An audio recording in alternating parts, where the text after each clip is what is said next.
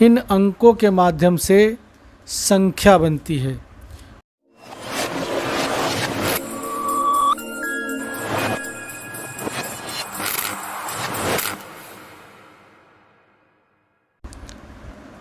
Hello मेरे प्यारे मित्रों, मैं आपके लिए लाया हूँ एडुटेक सरकारी सरजी यूट्यूब चैनल पर आपके लिए बेसिक गणित।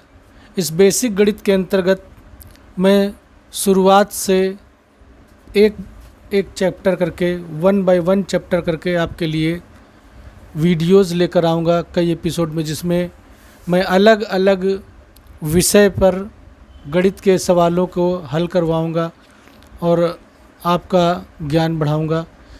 विभिन्न प्रकार के सवालों को हल कर सकेंगे। टीईटी, सुपर टीईटी, एसएससी जैसी परीक्षाओं में पूछे जाने वाले प्रश्न आपको इसके माध्यम से ज्ञात हो जाएंगे और इन तरकीबों से आप ऐसे प्रश्नों को हल भी कर सकेंगे। तो मैं परिचय कराना चाहूँगा आपका शुरुआत आपके इन 10 अंकों से, जिन्हें गणित के 10 मुख्य संकेत माना गया है, जो आपका 1, 2, 3, 4, 5, 6, 7, 8, 9 और ये 0। ये 10 संकेत आपके हैं जिनसे मिलकर सारी संख्याएं बनी हुई हैं। इन्हें अंक कहते हैं। इन अंकों के माध्यम से संख्या बनती है। कोई भी संख्या बिना इन अंकों के नहीं बन सकती है। अगर आपको 10 भी लिखना है तो आपको 1 और 0 का प्रयोग करना होगा। अगर आपको 25 लिखना है तो आपको 2 और 5 का प्रयोग करना होगा। अगर आपको 96 लिखना है, अगर आपको 16 लिखना है, आप देख रहे हैं हर जगह आपको अंकों का प्रयोग करना होगा, जिनके माध्यम से ही संख्याएं बनी हैं और आगे बनती रह चली जाती हैं। 1 से लेकर आप गिनते चले जाइए, सारी संख्याएं ही होती हैं। इन संख्याओं को आप अच्छी तरह से पहचानते हैं। संख्या, एक से अधिक अंकों के समूह को संख्या कहते हैं। अभी मैंने आपको बताया कि 1 से अधिक अंकों के समूह को संख्या कहते हैं। 1 से अधिक अंकों के समूह को संख्या कहते हैं। जैसे ये 1 और 0, 2 और 5, 9 और 6, 1 और 6, तो ये आपके समूह हैं संख्याओं के। ये है अंकों के समूह हैं, इनको संख्या कहते हैं। इनको लिखने के लिए अंकों को दाएं से बाएं ले जाना होता है। आप अच्छी तरह से जानते हैं कि अगर हम कोई गिनती लिखते हैं, अगर हमने 1 लिखा तो ये 1 होता है, लेकिन अगर 10 लिखेंगे तो हमारा सबसे पहले 0 और फिर 1। हमारी ये गिनती इस तरीके से लिखी जाती है कि हमारी जो भी गिनती है वो इस तरफ से बढ़ती है, बाईं ओर से, और दाईं ओर बढ़ती चली जाती है। जैसे 10, 100, 1000, 10,000। तो ये संख्याएं हमारी दाएं से बाएं तरफ बढ़ने लगती हैं और इस बढ़ने के ही क्रम में आपको ये संख्याएं इकाई, दहाई और सैकड़े के रूप में दिखाई देती हैं। दाईं ओर का पहला अंक इकाई होता है और उसके बाद दूसरा अंक दहाई होता है, तीसरा अंक सैकड़ा होता है, इसी तरह से चौथा अंक 1000 होता है और हमारा ये नंबर सिस्टम काम करता है। अगर हम लिखते हैं 5, 6, 2, तो एक हमारे पास संख्या प्राप्त होती है जिसको हम पढ़ते हैं 562।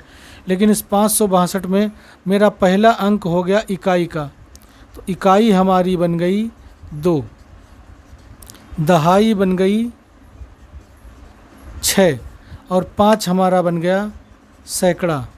इसका मतलब ये होता है, आप ध्यान से समझिएगा, अंकों के समूह को संख्या कहते हैं और यहाँ पर जब हम कोई अंक मिलाकर समूह बनाकर एक संख्या लिखते हैं तो इस संख्य में जैसे हम लिखा 5 सैकड़ा 6 दहाई 2 इकाई, तो हमारा 2 इकाई का मतलब हुआ केवल 2 वस्तुएं, 6 दहाई का मतलब हुआ 60 वस्तुएं या 60 इकाई। 5 सैकड़े का मतलब हुआ 500 इकाई। आप ध्यान देंगे, किनारे वाला अंक इकाई है, इकाई और फिर दहाई और फिर सैकड़ा।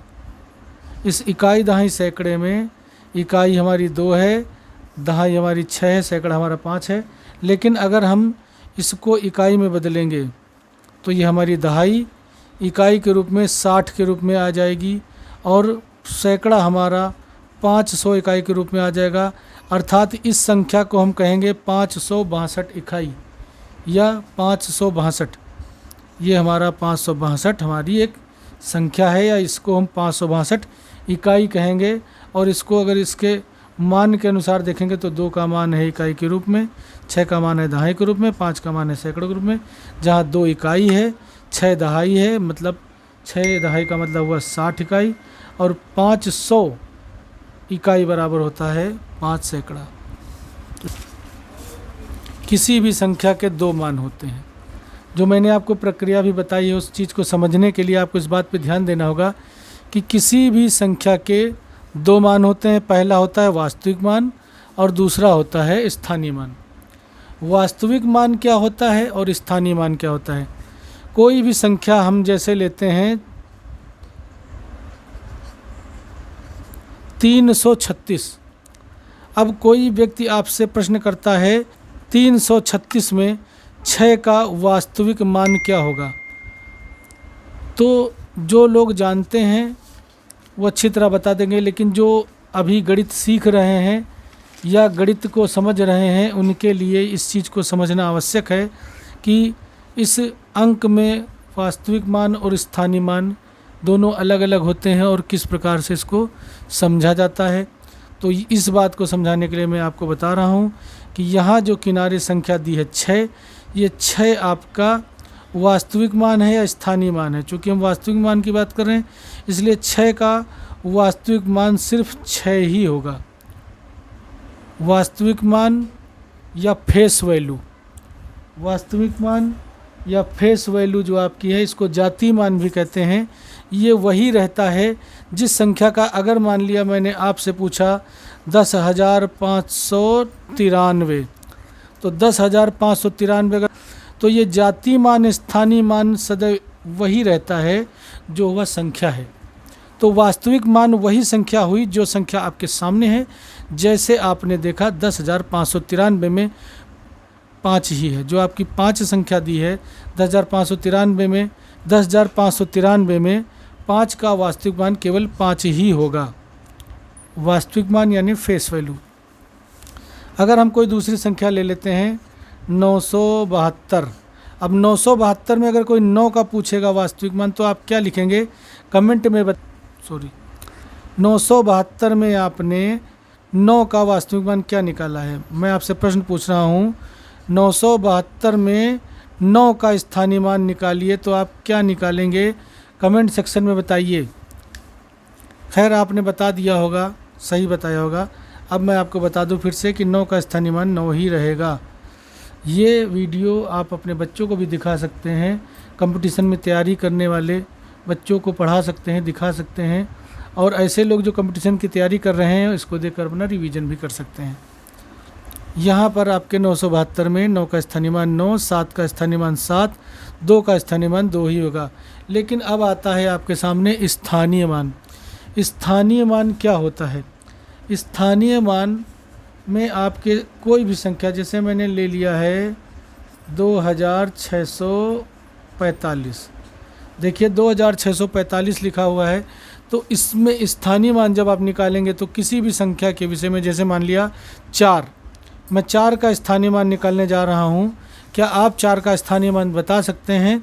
अगर आप 4 का स्थानीय मान बता सकते हैं तो कृपया कमेंट में करिए, और कमेंट के माध्यम से हमें बताइए, कमेंट करिए, ताकि हम जान सकें कि आपको स्थानीय मान की समझ अच्छी है और आप बता सकते हैं 4 का स्थानीय मान कितना होगा। तो यहाँ हम देखते हैं कि हमारे जो अंक हैं किस स्थान पर हैं, 2, 6, 4 और 5। यहाँ पर हमारा प्रथम अक्षर हमने पहले ही बता दिया था आपको, इकाई का होता है। दूसरा अंक दहाई का होता है। तीसरा अंक सैकड़े का होता है और चौथा अंक हज़ार का होता है। ऐसे आप और बढ़ाते चले जा सकते हैं, लेकिन यहाँ आपको समझने के लिए इतना काफ़ी है कि इस संख्या में दाईं अंक का पहला अंक 5 इकाई होता है, दूसरा अंक दहाई होता है, तीसरा सैकड़ा और चौथा हज़ार का होता है। यहाँ हमारी 5 इकाई का मतलब हुआ केवल 5 इकाई, और जबकि 4 दहाई के स्थान पे है तो 4 दहाई का मतलब हो गया कि 40 इकाई। तो हमारे 4 का स्थानीय मान यहाँ आया हमारा 40 निकल आएगा। जैसे हमने 4 के आगे एक संख्या है 5, तो 5 के स्थान पे हमने शून्य रख दिया तो हमारी संख्या 40 हमारा स्थानीय मान आ जाता है। इस प्रकार से यहाँ पर मैं लिखूँगा 373। 373 में अब 3 का स्थानीय मान अगर निकालने को कहा जाए तो मेरे पास 2 3 है।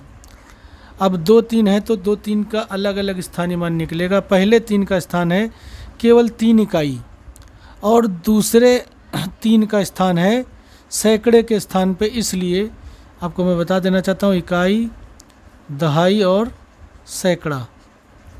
तो चूँकि ये सैकड़े के स्थान पे है इसलिए हमारा ये 3 सैकड़े का मतलब 300 इकाई। 300 इकाई तो हमारा 373 में एक 3 का स्थानीय मान 3 निकलता है और दूसरे 3 का स्थानीय मान 3। 373 में दिए गए दोनों 3 के स्थानीय मान निकालिए और इन्हें आपस में जोड़ कर बताइए या इसको आपस में घटा कर बताइए। तो जोड़ने और घटाने में ये होता है कि अगर आप ऐसा करेंगे तो 300 में 3 जोड़ देंगे और घटाने को कहा जाएगा तो 300 से 3 घटा देंगे। तो ये आपका हुआ वास्तविक मान और स्थानीय मान। वास्तविक मान वो मान होता है जो संख्या का जातीय मान या फेस वैल्यू होती है, जो कभी नहीं बदलती है, उस संख्या के अनुरूप ही रहती है। जबकि स्थानीय मान उस संख्या या उस अंक के स्थान के मान को बताता है, उस संख्या या उस अंक के स्थानीय मान को दर्शाता है। अगर वह संख्या इकाई के स्थान पर है तो वह मान इकाई में होगा, अगर वह मान दहाई में है तो वह मान दहाई में होगा, और अगर वो मान सैकड़े में है तो मान सैकड़े में होगा। अगर आपको वीडियो हमारे पसंद आया है तो कृपया लाइक करें, चैनल को सब्सक्राइब करें। मैं आपके लिए अच्छी वीडियो लेकर आता रहूँगा और रोज़ एक नया सब्जेक्ट लेकर मैं आपके लिए गणित का आऊँगा और रोज़ एक चैप्टर आपको पढ़ाऊँ, आप गणित को स्टेप बाय स्टेप सीख सकें। संख्या पद्धति या संख्या अंकों के माध्यम से मैंने आपको आज वास्तविक मान और स्थानीय मान बताया। अगले वीडियो में मैं आपको और इसके आगे कुछ संख्याओं के विषय में बताऊंगा। देखते रहिए, बने रहिए हमारे वीडियो पर। नमस्कार, धन्यवाद।